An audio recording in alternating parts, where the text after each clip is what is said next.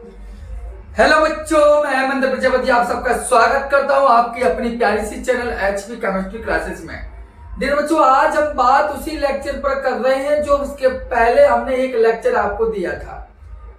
बच्चों, बात हमारी कोऑर्डिनेशन कंपाउंड पर चल रही थी। इसके पहले की वीडियो आपने देखी भी होगी। अब हम नेक्स्ट वीडियो लेकर आए हैं आपके लिए। वीडियो को धैर्यपूर्वक आप देखें। बार बार कहता हूं, जो पहली वीडियो थी उसमें थोड़ा, जो आगे की वीडियो है उसमें थोड़ा सा डिस्टरबेंस है।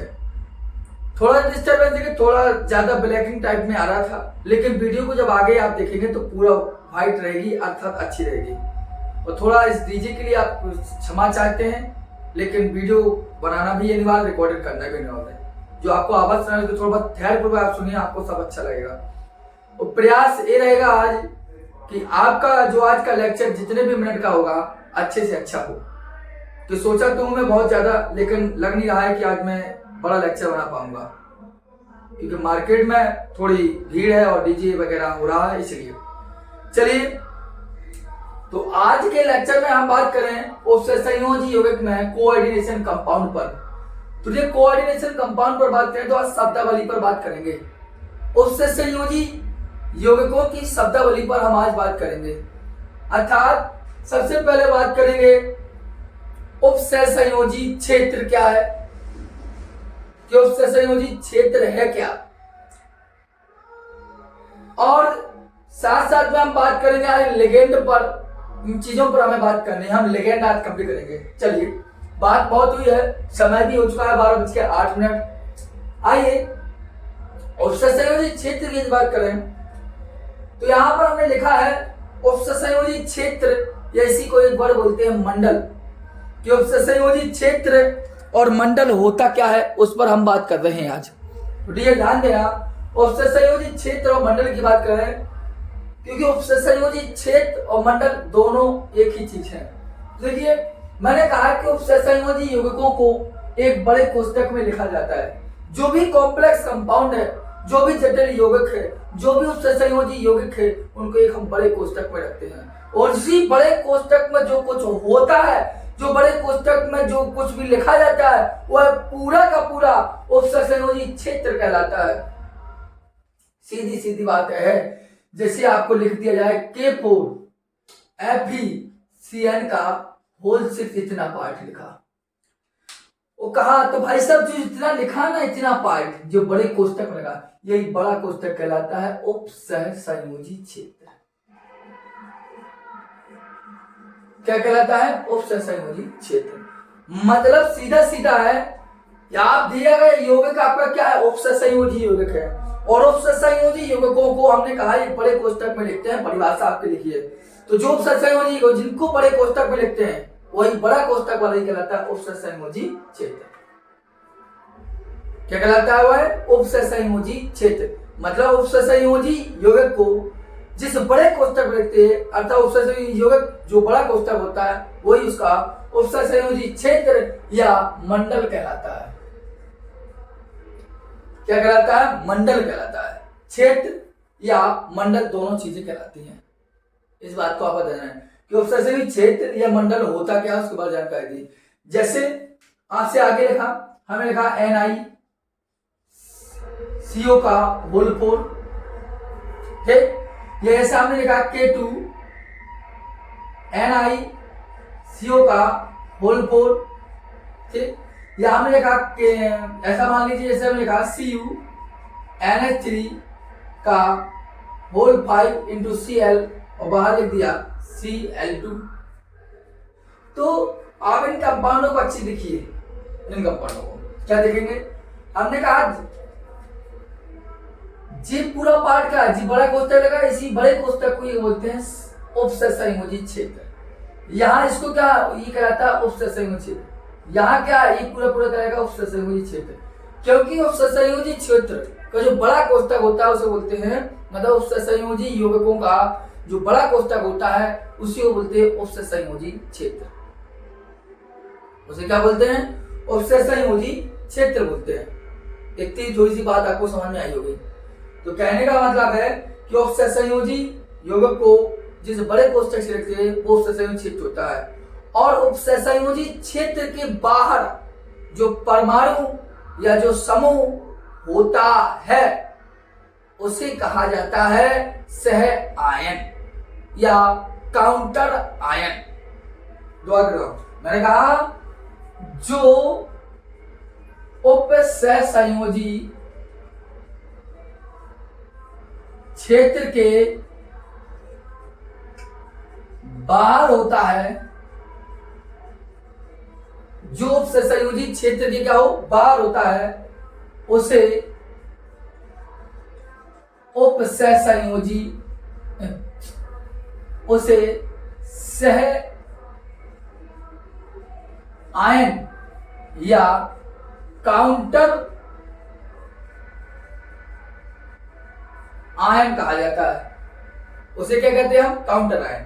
तो हमने आपको बताया कि जो उपसंयोजी क्षेत्र के बाहर होगा उसे सह आयन या उसे हमने कहा काउंटर आयन कहते हैं। सह आयन और उसे हम क्या बोलते हैं? Counter ion. इस बात को जान लीजिए आप।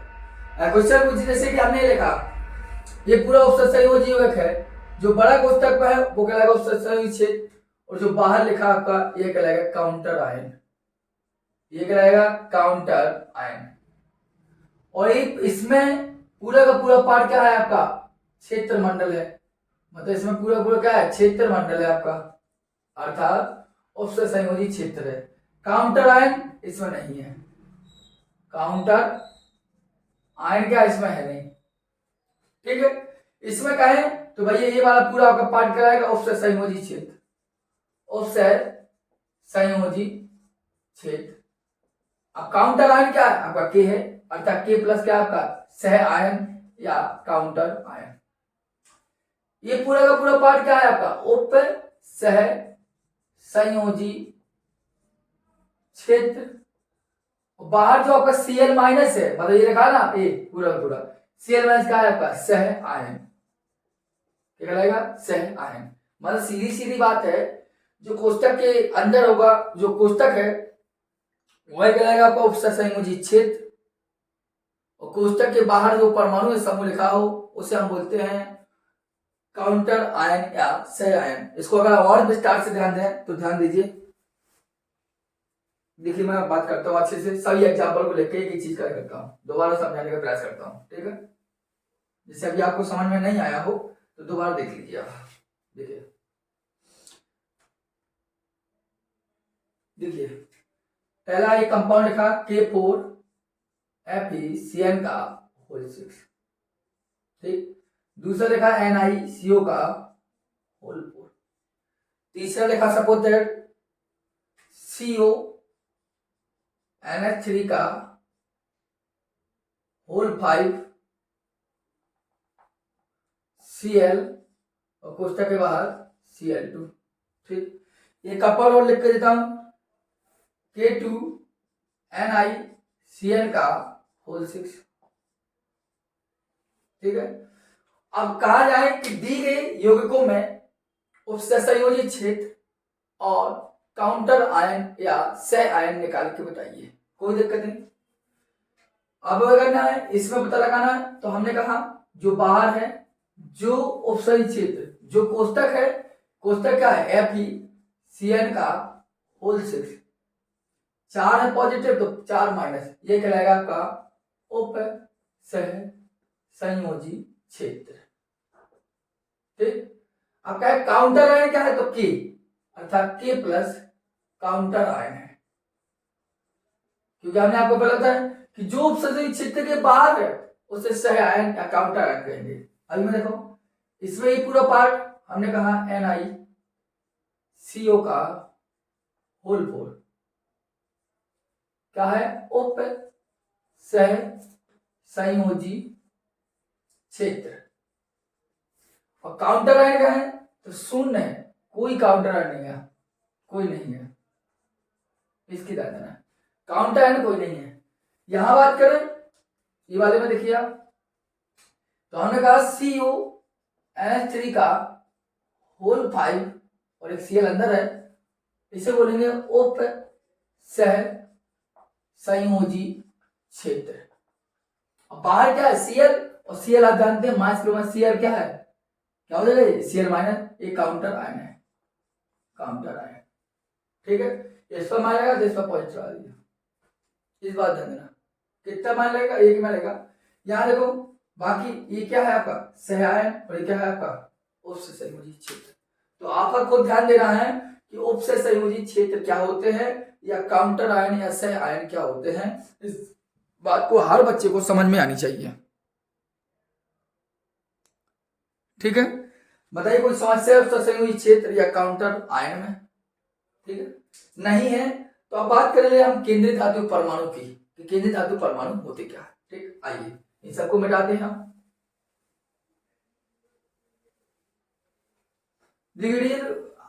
थोड़ा पहले जो शुरुआत वीडियो में कुछ डिस्टर्ब रहा, इसलिए कृपया अगर शोर हुआ हम मानते हैं। आप वीडियो को ध्यानपूर्वक एक दो बार देखिए, आपको अच्छे से फील लगाएगी और अच्छा लगेगा। मैं उसके लिए तो जो कर नहीं सकता हूँ, जो शोर बाहर हो रहा है, अब बाहर वालों को हम मना करने जाएंगे साले हम पर चढ़ बैठेंगे। ठीक है, आइए अगर हम बात करें अगले पॉइंट पर, केंद्रीय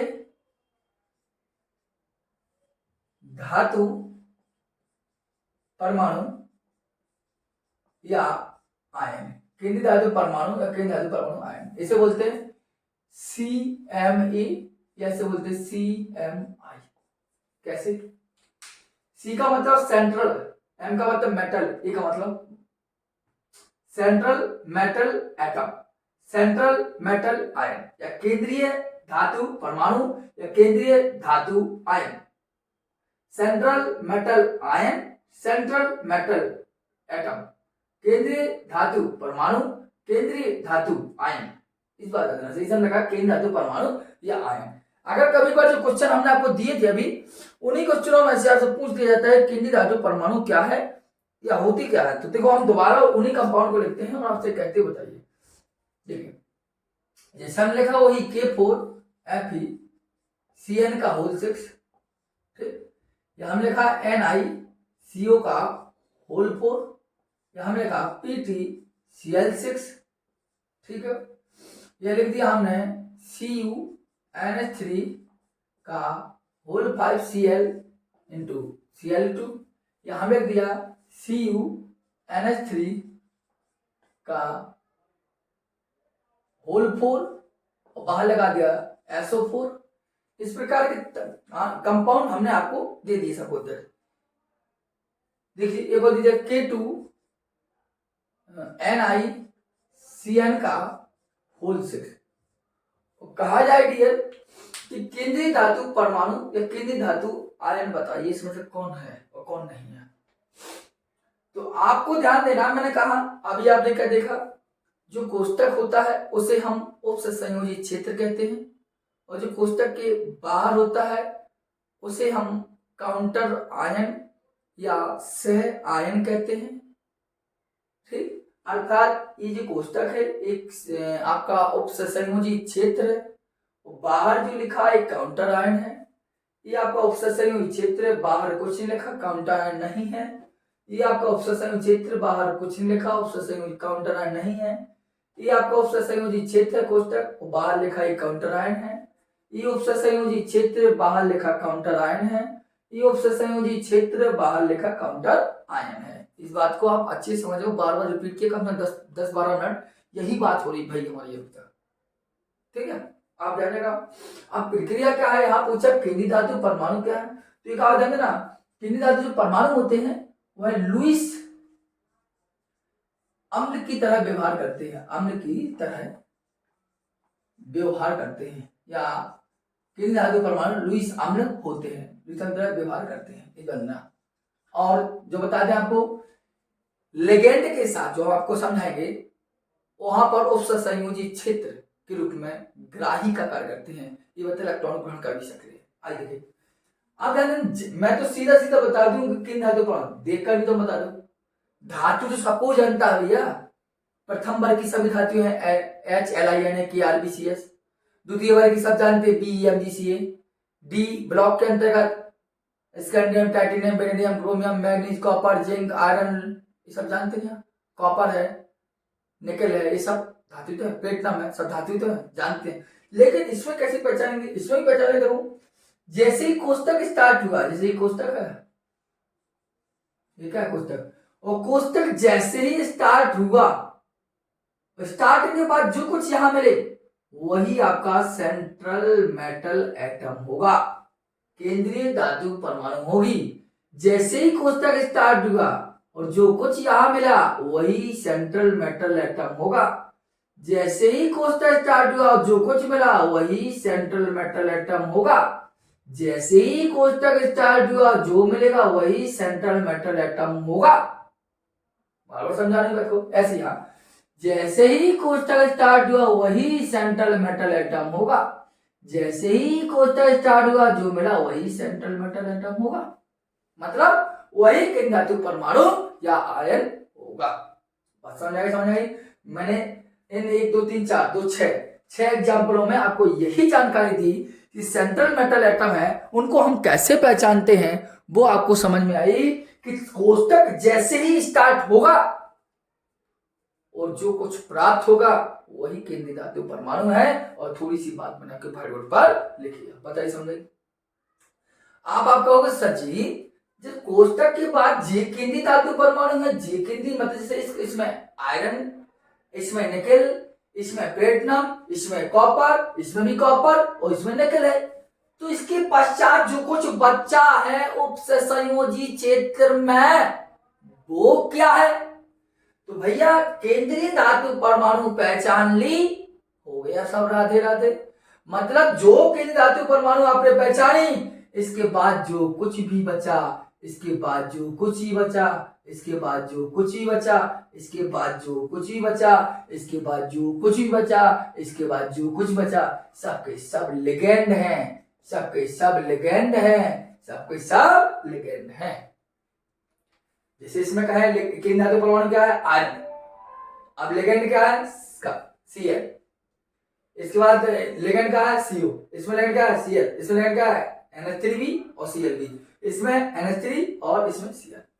मतलब केंद्रीय धातु परमाणु आपने पहचान ली, इसके बाद जो कुछ भी बचेगा वो है आपका लिगेंड होगा। एक की बात समझ में समझाई, इनको आप नोट कीजिए, थोड़ा फिर डिस्टर्ब होगा उसके लिए क्षमा चाहते हैं।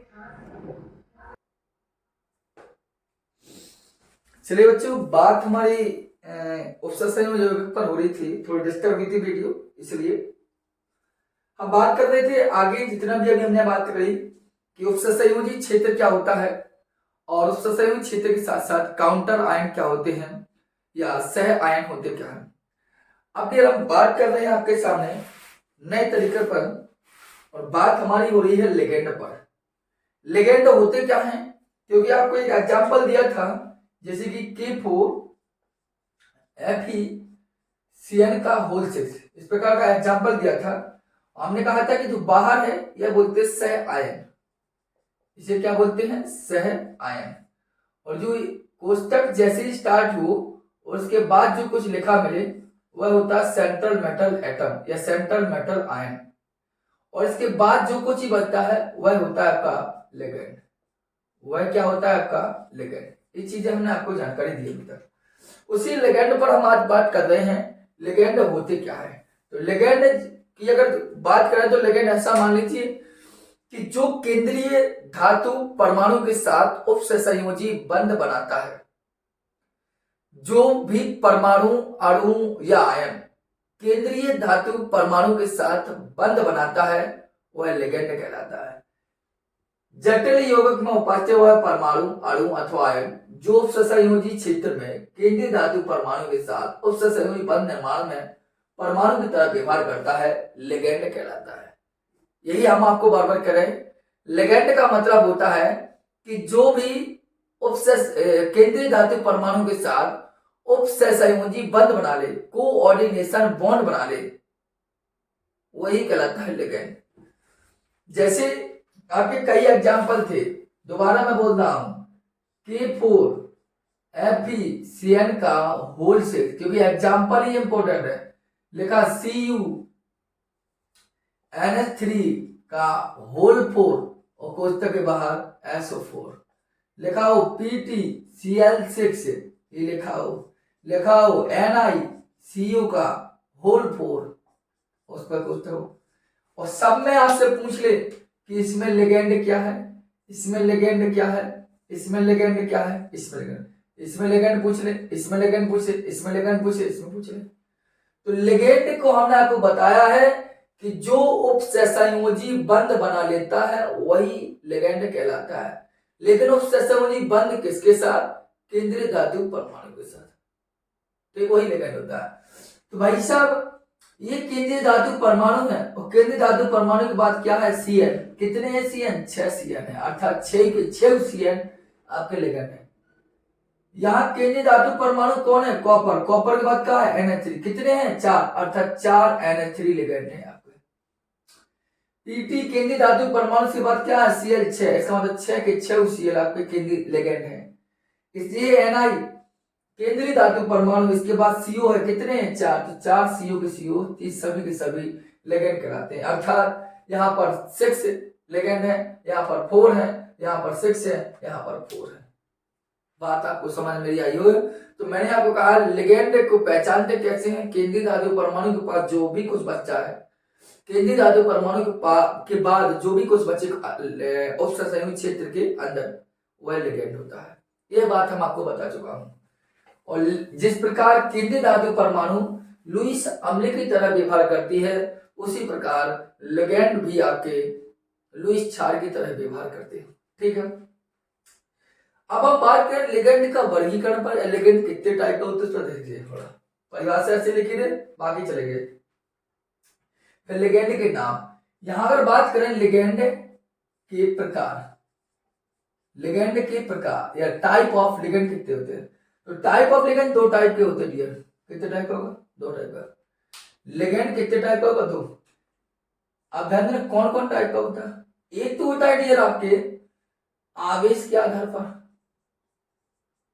आवेश के आधार पर, ठीक।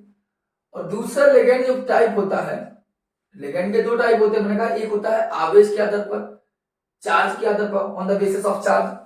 And second type of ligand की यदि बात करें हम, तो दूसरा टाइप होता है इसका नॉर्मल सी अगर बात आवेश के आधार पर, फर्स्ट टाइप।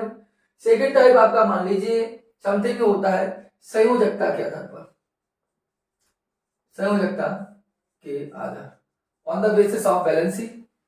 संयोजकता के आधार पर लिगेंड होते हैं। मैंने लिगेंड के प्रकार आवेश के आधार लिगेंड और चार्ज के आधार।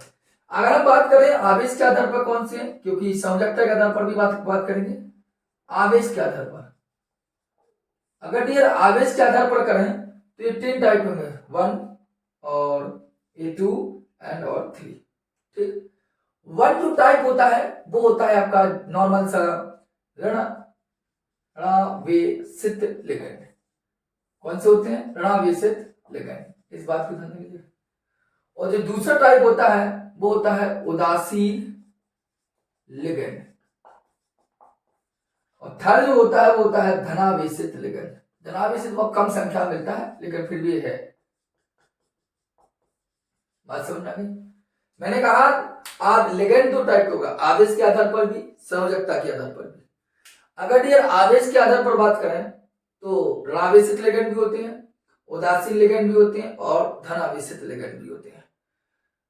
अगर ऋणावेशित लिगेंड की बात करें कि ऋणावेशित लिगेंड कौन सी है, तो जो भी परमाणु पर, जो भी अणु पर, जो भी मूलक पर आपको ऋणात्मक चिन्ह दिखाई दे वह ऋणावेशित लिगेंड होता है। जैसे सभी के सभी ऋण परमाणु, जैसे Cl minus, F minus, Br minus, I minus, OH minus, Cn minus, समझ बात को, S2 minus, SO3 2 minus, SO4 2 minus, ऐसे तमाम जिस पर आपको ऋणात्मक चिन्ह मिले, ऋणावेशित मिले, वह सब के सब ऋणावेशित लिगेंड होते हैं।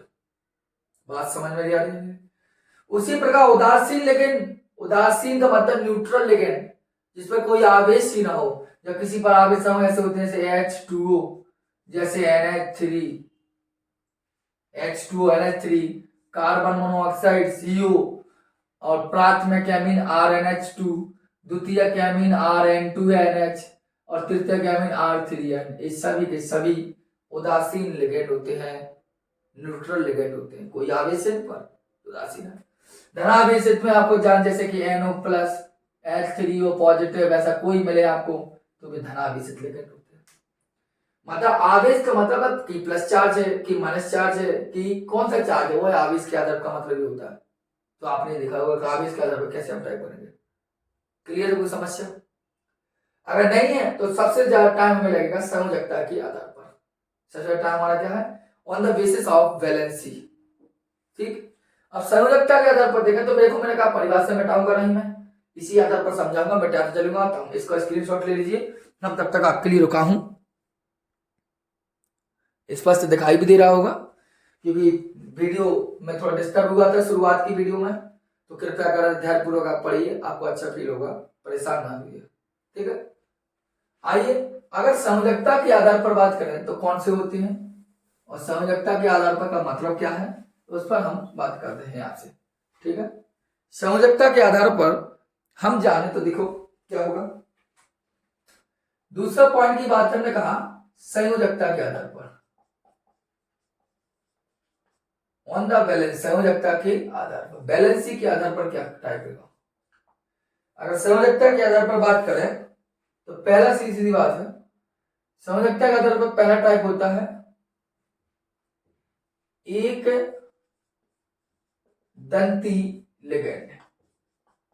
पहली बात तो होती है कि एक दंती लिगेंड होते क्या है।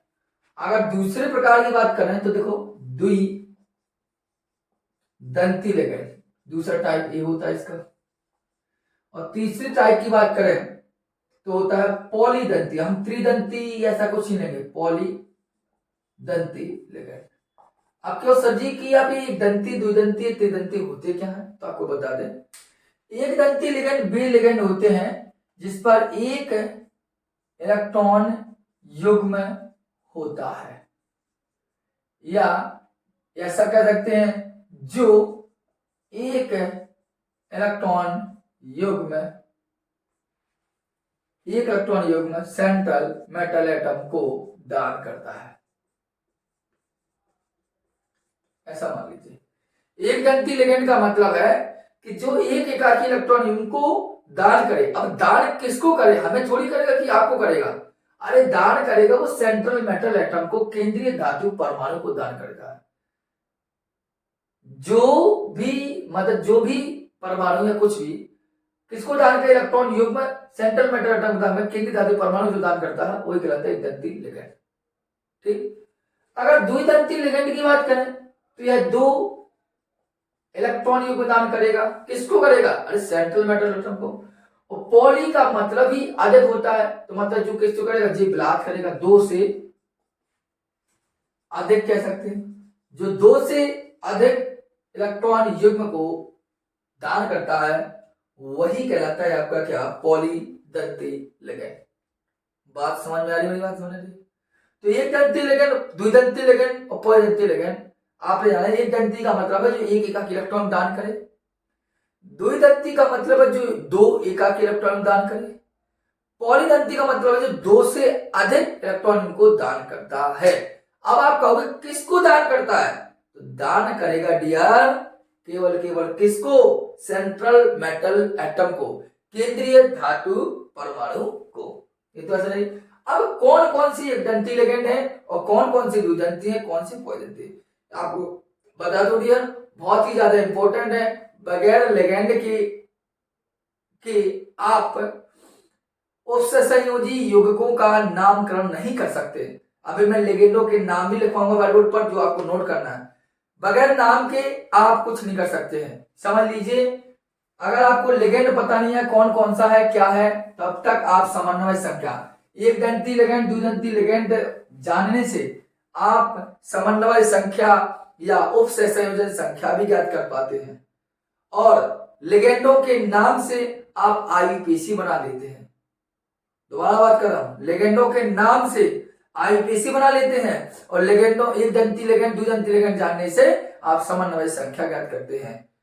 और अगर लिगेंड के बारे में जानकारी लेंगे तो आप कुछ नहीं कर सकते, क्योंकि ये सबसे ज्यादा इंपॉर्टेंट टॉपिक है आपका, ये बात है ना। ठीक है, आइए संयोजकता के आधार पर हम बात करें। अगर संयोजकता के आधार पर हम बात करें कि लिगेंड होते क्या है, तो हमने आपको बताया अभी नाम दिया या अभी बताया एक दंती लिगेंड। हमने क्या बताया? एक दंती लिगेंड। एक दंती मोनोडेंटल लिगेंड बोलते हैं इनको। ठीक, अब मोनोडेंटल लिगेंड कौन कौन सी? तो कहा जाता है कि जितने भी आपके ऋणावेशित होते हैं, तो कहा जाता है कि वह जितने आपके उदासीन होते हैं वे सभी के सभी एक दंती लिगेंड होते हैं। जैसे सभी के सभी ऋणावेशित का मतलब आप जानते हैं F minus, Cl minus, Br minus, I minus, OH minus, Cn minus, S2 minus, SO3 2 minus, SO4 2 minus, ऐसे तमाम जितने भी ऋणावेशित होते हैं वे सभी दंती करते हैं। उन्होंने कहा उदासीन भी इसके अंतर्गत आते हैं। उदासीन में से H2O जल, CO, NH3, ठीक, जल हो गया, कार्बन डाइऑक्साइड हुआ, अमोनिया हुआ, प्राथमिक एमीन हुई, द्वितीयक एमीन हुआ, तृतीयक एमीन हुआ। इस प्रकार के तमाम सब सभी की सभी चीजें एक दंती लिगेंड आते हैं। कि अर्थात इसका मतलब एक दंती लिगेंड ही सब है, मतलब कार्बन मोनोऑक्साइड है या Br है, ये सभी के सभी एक इलेक्ट्रॉन युग्म का दान करते हैं। तो जितने भी उदासीन और जितने भी ऋणावेशित लिगेंड हैं सब के सब एक दंती लिगेंड के अंतर्गत आते हैं। क्लियर मत से बात आया? ठीक, अब एक दंती लिगेंड तो आपने जान लिया, अब द्विदंती लिगेंड जान लीजिए होते क्या है द्विदंती लिगेंड। ठीक है, इस बात समझ में गई? अब आइए इसको आप लिखेंगे, बगैर लिखे काम नहीं बनेगा आपका। एक दंती लिगेंड द्विदंती लिगेंड यदि याद होंगे तो समन्वय संख्या ज्ञात कर पाएंगे, यदि समन्वय संख्या आप ज्ञात नहीं कर पाएंगे, ध्यान देना, द्विदंती लिगेंड। अब बात करें हम द्विदंती लिगेंड होती क्या? ठीक, अगर द्विदंती लिगेंड की बात करें तो द्विदंती लिगेंड होते क्या? तो द्विदंती लिगेंड का मतलब होता है ऐसे लिगेंड जो दो एकाकी इलेक्ट्रॉनों को दान करते हैं, जो दो एकाकी इलेक्ट्रॉनों को क्या करते हैं? दान करते हैं, वह द्विदंती कहलाते हैं। जैसे कौन कौन से ऐसे, उसकी आप भी जान लीजिए। ऐसे कौन कौन से हैं जो दो एकाकी इलेक्ट्रॉनों का दान करते हैं, वो द्विदंती लिगेंड कहलाते हैं। आप ध्यान देना कौन कौन से हैं, आपको बता दें। वो आपके हैं जैसे कि ऑक्जेलेट। कौन सा होता है? ऑक्जेलेट, जिसे हम अधिकांशतः आपको मिलेगा OX लिखा। आप जानते हैं ऑक्जेलिक अम्ल का सूत्र होता है COOH सिंगल बॉन्ड COOH। ये ऑक्जेलिक अम्ल का सूत्र है। यहां से हाइड्रोजन हटा दीजिए, ये हो गया ऑक्जेलेट आयन। अगर इसको विस्तार से लिखें तो ऑक्जेलिक का C double bond O single bond O minus, single bond C double bond O single bond O minus. ये सब के सब क्या है? ऑक्जेलेट है। क्योंकि ऑक्जेलिक अम्ल से एक हाइड्रोजन हटा दिया तो ऑक्जेलेट आयन बन गया। और ऑक्जेलेट जो है द्विदंती लिगेंड के अंतर्गत आता है, जिसे हम अधिकांशतः OX लिखेंगे। आगे समझ में आएगा आपको? आपको अगला होगा आपका EN। आप ई बहुत ज्यादा इंपॉर्टेंट क्वेश्चन में लिखा मिलेगा EN, दोबारा लिख रहा हूं मैं E और N। EN का मतलब होता है एथिलीन, एथिलीन डाई एमीन। ये आपका एथिलीन डाई एमीन। अब फॉर्मूला क्या होता है? देखो क्वेश्चन, एथिलीन का सब जानते हैं CH2 डबल बॉन्ड CH2, ये एथिलीन है, सब जानते हैं।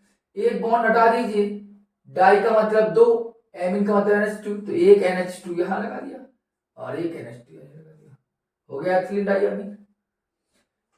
एक एग्जांपल आपका हो गया। आगे एग्जांपल बात करें, आप देखो एसिटिल एसीटेनेटो, एसिटिल एसीटेनेटो, इसे लिखते हैं ACAC। इसे क्या लिखते हैं? एसिटिल एसीटेनेटो, लिखते क्या है? ACAC। क्या होता है फॉर्मूला? देखो CH3 single bond C double bond O single bond CH double कितना का CH3CO 1 2 3 4 सब में 1 2 3 और double bond C single bond O minus double bond single bond CH3। देखो 1 2 3 4, देखो ये कहलाता है एसिटिल एसीटेनेटो। ठीक है, तो एथिलीन डाइएमीन जिसे हम EL लिखते हैं, एसिटिल एसीटेनेटो जिसे हम ACH लिखते हैं, और एक ऑक्जेलेट जिसे ऑक्स लिखते हैं। एक और होता है पॉलीबो द्विदंतो लिगेंड। कौन सा होता है डियर, तो हम आपके सामने इस पर रखते हैं, वो होता है ग्लाइसिनेटो। ग्लाइसिनेटो का मतलब है GLY, ग्लाइसिनेटो का है GLY, कोई दिक्कत नहीं। देखो ग्लाइसिनेटो मतलब GLY क्या है, आपको फॉर्मूला होता है, देखो CH2, इधर NH2 लगा दीजिए और यहाँ COO माइनस, ये होता है ग्लाइसिनेटो। तो आपको जब भी लिगेंड के रूप में उपसंयोजी बंध बना होगा तो वहां पर ये सूत्र, ऐसा सूत्र लिखा होगा GLY लिखा होगा, तो आप समझ जाएंगे ग्लाइसिनेटो है। वहां इतना बड़ा फॉर्मूला लिखा होगा, वहां लिखा होगा ACAC, समझ जाए एसिटिल एसिटेनेटो है। वहां CH2NH2 CH2NH2 लिखा होगा, EN लिखा होगा, OX लिखा होगा, तो समझ जाएंगे ये द्वितंतुल लिगेंड है, ये दो एकाकी इलेक्ट्रॉन युग्म का दान करते हैं। देखो 1 2 3 4 एग्जांपल आपके सामने बताया गया ना। तो ये द्वितंतुल लिगेंड के बारे में हो गए, इसको भी आप लिख लीजिए। अब हम अगले पोजीशन पर बात करें तो वो है आपका पॉलीडेंटोल लिगेंड। पॉलीडेंटोल लिगेंड जो कम से कम 6 एकाकी इलेक्ट्रॉन युग्म दान करता है, एक बार में 6 एकाकी इलेक्ट्रॉन युग्म दान करता है। बार बार कहता हूं, एक बार में 6 एकाकी इलेक्ट्रॉन युग्म दान करता है। कितने करता है? 6। तो इसके बारे में आप भी जानेंगे अच्छे से, कौन सा है ऐसा। देखिए इधर लिखा पॉलीदंती, पॉलीदंती लिगेंड, ठीक। पॉलीदंती लिगेंड की बात करें तो वो है, आप खुद जानते हैं, EDTA, और EDTA का नाम होता है, E का मतलब होता है एथिलीन और D का मतलब होता है डाई एमीन, T का मतलब होता है टेट्रा और E का मतलब होता है acetate. Ethylene diamine tetraacetate, EDT। साथ साथ देखें तो कोई दिक्कत नहीं है। क्या लिखा? एथिलीन, एथिलीन लिखा तो एथिलीन का formula CH2 double bond CH2। क्या लिखा? डाई एमीन मतलब डाई का मतलब दो, एमीन मतलब NH2, तो दो NH2, NH3 लिख क्या था, NH2 है, तो कब यहां से बॉन्ड हटा दीजिए और यहां पर क्या करिए, एक NH2 यहां लगा दीजिए और एक NH2 आप यहां लगा दीजिए, डाइएमीन हो गया। टेट्रा मतलब 4, एसीटेट मतलब CH3CO माइनस, तो टेट्रा करना दोनों हाइड्रोजन हटा दीजिए, दोनों हाइड्रोजन हटा दीजिए, क्या कर दीजिए 4, 2 और 2 4 हो गया। एसीटेट चाहे तो कल CH3COO माइनस, CH3COO माइनस, लेकिन आप देख रहे हैं इस कार्बन की बैलेंस ज्यादा हो जाएगी, 3 तो जी 1 4, इस कार्बन 5, यहाँ कितना कर देंगे 2, यहाँ कितना कर देंगे 2 हो गया। ऐसे यहाँ CH2COO माइनस, CH2COO माइनस, ये कहलाता है एथिलीन डाइएमीन EDTA, पॉलीडेंटोल लिगेंड। हमारे बात को मतलब यहां से भी करता है, यहां से भी करेगा, यहां से भी करेगा, यहां से भी करेगा, यहां से भी करेगा, यहां से भी करेगा, यहां से भी करेगा, यहां से करेगा, तो 1 2 3 4 5 6 7 कई जगहों से करता है यार। मतलब पॉलीडेंटोल लिगेंड जो एक 2 से अधिक जगह से एकाकी इलेक्ट्रॉन का दान करता है वो होता है पॉलीडेंटोल लिगेंड। ठीक है, आपको समझ में आएगा। तो लिगेंड बहुत ही ज्यादा इंपॉर्टेंट है, बगैर लिगेंड से आप समन्वय संख्या या आईपीसी नामकरण नहीं कर सकते इसका। ठीक है, आप लिखिए। अब हम बात करेंगे इसके नामकरण पर। नामकरण नहीं क्या बोले तो उनको कौन सी इनके लिगेंड के नाम पर, तब तक लिख लीजिए। देखना थोड़ा सा बच्चा, मैंने कुछ यहाँ पर कंपाउंड लिखे हुए हैं, यहाँ पर इस तरह कुछ कंपाउंड लिखे हैं, ये आपके लिगेंड के नेम है। काफी कुछ लिगेंड हम आपको समझा के बताएंगे, ये लिगेंड के नाम है। राधे सॉरी सर, लिगेंड के क्या है नाम। ठीक है, लिगेंड के नाम है ये सब के सब। देखो हम H2O को क्या बोलते हैं लिगेंड के रूप में, एक्वा। NH3 को क्या बोलते हैं लिगेंड के रूप में, एमीन, ना कि अमोनिया। CO को क्या बोलते हैं, कार्बोनिल, लिगेंड के रूप के नाम। NO को क्या बोलते हैं लिगेंड के रूप में, नाइट्रोसिल। CN को क्या बोलते हैं, cyano. NH2 minus एमीडो। NH2 minus मतलब एमीडो। और क्या है, और ध्यान देना, NH2 माइनस इसे बोलते हैं इमीडो। देखो NH3 amide, NH2 minus amido, NH minus imido. ठीक, इसी प्रकार आपके अगर F माइनस है, Cl माइनस है, Br माइनस है, I माइनस है, OH माइनस है, SO4 2 माइनस है या S2 माइनस है, एसिड है, तो ये सबके नेगेटिव है तो कुछ नहीं होने, इसलिए फ्लोरो, इसे बोलेंगे क्लोरो, इसे बोलेंगे ब्रोमो, इसे बोलेंगे आइडो, इसे बोलते हैं हाइड्रोक्सो, हाइड्रोक्सो, इसे बोलेंगे सल्फेटो, इसे बोलेंगे सल्फाइडो। अब सल्फाइडो से एक चीज आई, जितने भी नेगेटिव हैं उनमें ओ प्रीफिक्स लगाते हैं। क्या लगाते हैं? वो, जैसे एफ है तो फ्लोरीन बोलते हैं, तो आप फ्लोरो नहीं बोल रहे हैं तो बोल सकते हैं फ्लोराइडो, क्लोराइडो, ब्रोमाइडो, आइडाइडो, हाइड्रोक्साइडो, सल्फाइडेटो, मतलब ओ लगाना है। समझ रहे? तो ये ऐसी चीजें अनिवार्य हैं, बहुत ही ज्यादा अनिवार्य हैं, क्योंकि अनिवार्य इसलिए हैं, बगैर इनके नामकरण आईपीसी नहीं बनेगा। इसलिए इतने जितने हमने ये जरूर लिखवा है और नेगेटिव फॉर्म में लिखवा है, इनको अच्छे से याद कर लीजिए। हम अनिवार्य है इनको लिखना समझना, इस बात ध्यान दीजिए। ठीक, जय हिंद।